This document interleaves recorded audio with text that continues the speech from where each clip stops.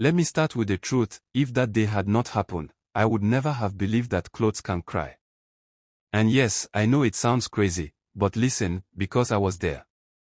I was there when the secret of the twins in green finally opened like a wound.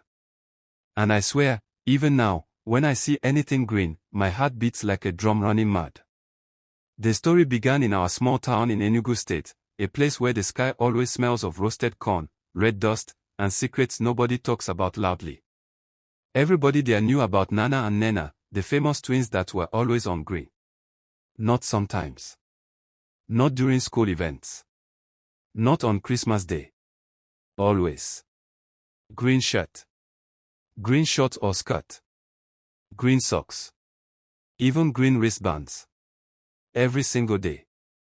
And if you asked their parents why, they would pretend not to hear you. Me, I used to think it was just fashion, one kind modern tradition, something cute that their parents liked. Until one night when everything changed like a switch in darkness. The truth is, the twins were normal at first. Smart, playful, always together, always laughing like the world was soft bread. But the green clothes thing made everything feel different. Strange. Suspicious. Especially because the twins never removed the clothes in public. Not even after football. Not in school hostel. Not when rain soaked everybody and made our uniform stick to our bodies like nylon. One day I asked Nena why. She just smiled that small smile and said, "It's for protection." Protection from what? She didn't say. But I said enough. Their house was the last one before the road that curved into Agu-Oku Forest, an ancient forest we were warned never to enter. People said spirits walked there in the evenings. Some said a river goddess lived there. Some said the ground swallowed people. I didn't believe any of it. Until the day the wind carried the truth into our laps. It started on a hot Wednesday afternoon. The kind of afternoon that presses heat on your back like punishment. School had closed early, and the twins were walking home. I was behind them, kicking stone and minding my business, when Chibuza, the school bully, decided he had had enough of the stupid green children. He ran toward them, laughing like a broken generator. Before anyone could shout stop, he grabbed Nana's green wristband and yanked it off. Everything paused. The air paused. Even the birds paused. Nana screamed deep, raw, loud, like something inside him was tearing open. He fell to the ground shaking. His skin started turning pale. Like powder. Like chalk. Like something that had not seen sunlight since creation. People ran. I didn't. I don't know why. Maybe my legs forgot how to move. Nena dropped to the ground beside him crying. "Give it back. Give it back. Give it back, Ak." But the wristband was already rolling on the ground toward the gutter. Then something stranger happened. The breeze changed. It grew cold, very cold, even though sun was still shining like hot gold. And I swear on my mother's name, the shadow of the twins disappeared. Completely gone. No outline. No shape. Just empty ground where their shadows should have been. That was the first day I realized the twins were not like us.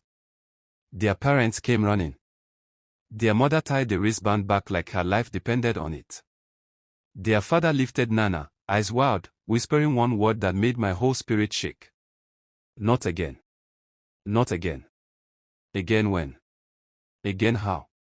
That night, rumors spread fast, like petrol fire. My grandmother said the twins were Ogban's children. My mother said they were spirit-bound. My uncle said the parents probably did one ritual to have children and now they were paying the price. I didn't sleep well that night. Because I kept remembering something. When the wristband fell off, the green cloth around Nana began to fade like washed leaf. Almost like it was alive. The next morning, the whole town pretended nothing happened. Nigerians love pretending like nothing is happening even if something is slapping their face. But the twins looked different. Tired. Shaken. Scared. And something inside me said the story was just beginning.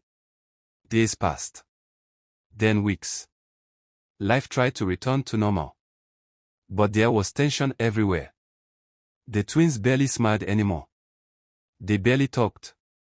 They walked faster than usual, like shadows were following them closely. Then came the night that broke everything open. It was a Saturday evening.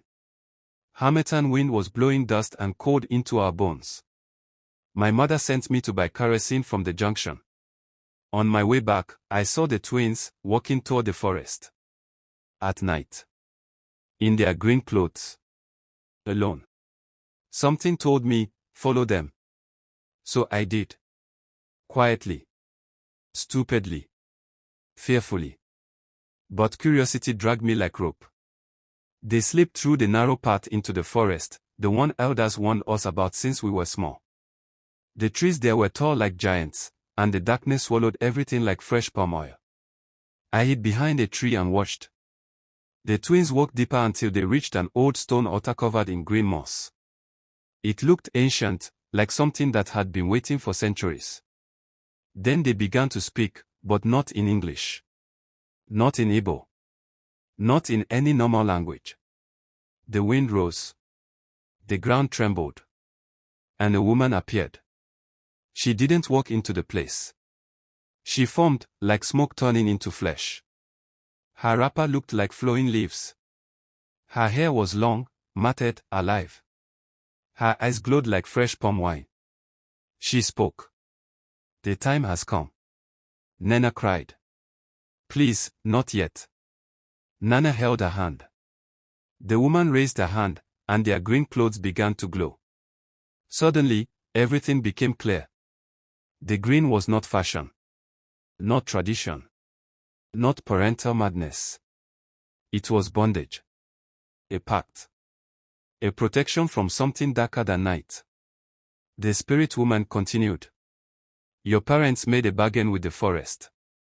2 lives for 2 lives. Their lives for your lives. Tonight, the cycle must close. I gasped loudly. The whole forest had it. The woman snapped her eyes toward my hiding place. I froze. My heart stopped. Then she smiled. Another witness. Good. The twins turned toward me, shock on their faces. Go. Nana screamed. Run. But my legs refused. The air grew heavy. Green light burst from the ground, swirling around the altar like a tornado of leaves. The twins began to levitate. Their clothes pressing tightly against their skin, glowing like they were burning without flame. They screamed but no sound came out. Only wind. Only light. Only sorrow. Then the spirit woman said something I will never forget. Only one twin is needed. My body went numb. Nana looked at her brother. Nana looked at his sister. And then Nana let go of his hand. The light seized her first. She rose higher. Higher. Higher. Until her body dissolved into green mist, flowing into the trees like breath fading into night. Nana fell to the ground screaming. Calling her name. Calling again. And again. And again.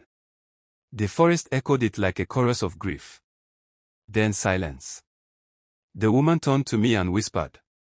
Tell them what loyalty costs. And she vanished. The wind stopped. The trees settled. The glowing altar dimmed. But Nana never came back. The next morning, the whole town was upside down. The parents cursed the forest. Elders held emergency meetings. Pastors prayed. A search party entered the forest but returned shaking like children. Nana didn't talk for days. Then weeks. But one thing changed. He stopped wearing green.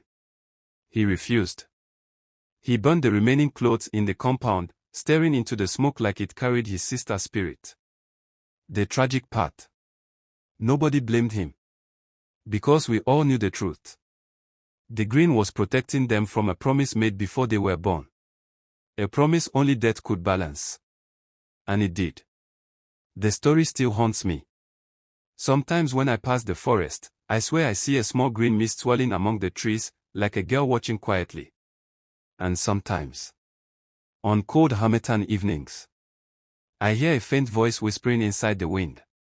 Nana, I am still here. That is why I'm telling you this. Because secrets don't stay buried forever. And in my town, everybody knows one thing now. When the forest asks for what it owns, it always collects.